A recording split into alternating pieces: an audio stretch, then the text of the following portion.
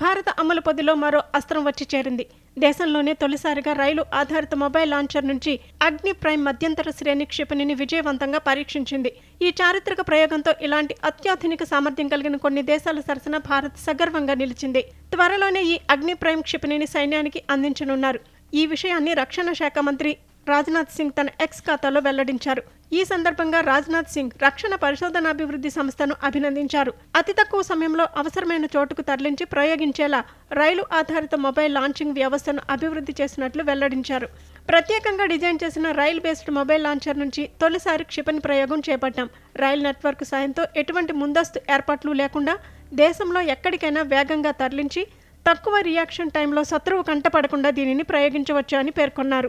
ఈ కొత్త తరం క్షిపణి దాదాపు 2000 కిలోమీటర్ల దూరంలోని లక్ష్యాలను సైతం ఛేదించగలదని, దీనిలో పలు అత్యాధునిక సాంకేతికతను పొందుపరిచారని ఆయన తెలిపారు. దేశ రక్షణ సామర్థ్యాన్ని ఇది రెట్టింపు చేస్తుందని నిపుణులు పేర్కొంటున్నారు. అగ్ని ప్రైమ్ క్షిపణిని 2010లో అభివృద్ధి చేయడం ప్రారంభించారు. ఇది అగ్ని 5 కంటే తేలికైందే కాక ప్రమాదకరమైంది కూడా. ఇందులో రింగ్ లేజర్ గైరో ఆధారిత inertial navigation, micro inertial navigation సిస్టంలను అమర్చారు. అలాగే జీపీఎస్, నావిక్, శాటిలైట్ నావిగేషన్లకు కూడా దీన్ని వాడుకునే ఆప్షన్ ఉంది. దీనివల్ల ఈ క్షిపణిలోని అధునాతన నావిగేషన్ వ్యవస్థ శత్రు లక్ష్యాలను ఖచ్చితంగా ఛేదిస్తుంది.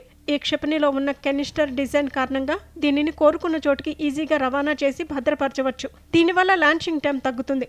తీవ్రమైన ప్రతికూల వాతావరణంలో దీనిని ఓ డబ్బా వంటి యంత్రంలో పెట్టుకునే వెసులుబాటు ఉంటుంది. పొగ మంచులో రాత్రిపూట కూడా ఇది లక్ష్యాలను 100% గ్యారంటీతో ఛేదించగలదు.